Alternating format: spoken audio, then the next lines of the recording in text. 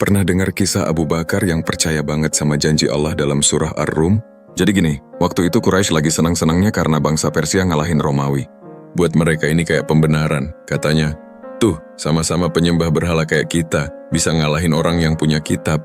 Mereka ngerasa menang argumen dan ngejek kaum muslimin. Nah, di tengah situasi itu turun surah Ar-Rum, ayat pertama sampai ke-6. Di situ Allah bilang, meskipun Romawi kalah, nanti mereka bakal menang lagi. Dan itu terjadi dalam waktu yang nggak lama. Ayatnya jelas banget. Dan pada beberapa tahun yang akan datang, Romawi akan menang. Abu Bakar tuh langsung percaya penuh sama ayat ini. Dia sampai berdebat sama orang Quraisy yang lagi bangga-banggain Persia. Abu Bakar bilang, enggak, Allah sudah janji Romawi bakal menang lagi. Saking yakinnya, Abu Bakar sampai bikin taruhan sama Ubay bin Khalaf, salah satu tokoh Quraisy. Taruhannya bukan receh, tapi dalam bentuk unta.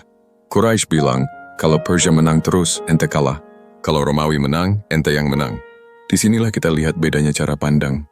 Orang Quraisy lihat kejadian dunia kayak cuma soal politik dan kekuatan militer. Tapi Abu Bakar melihatnya sebagai bukti wahyu.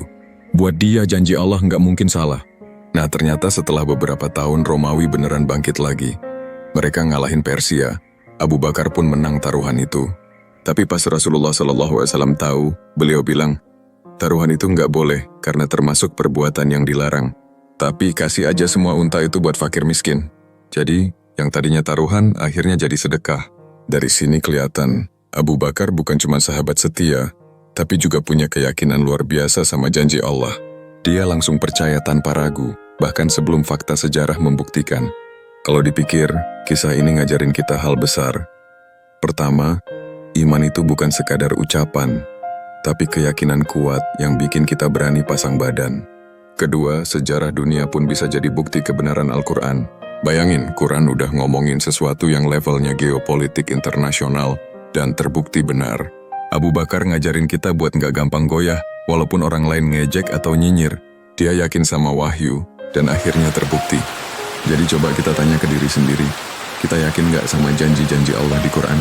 Atau kita masih ragu-ragu karena terpengaruh suara orang lain?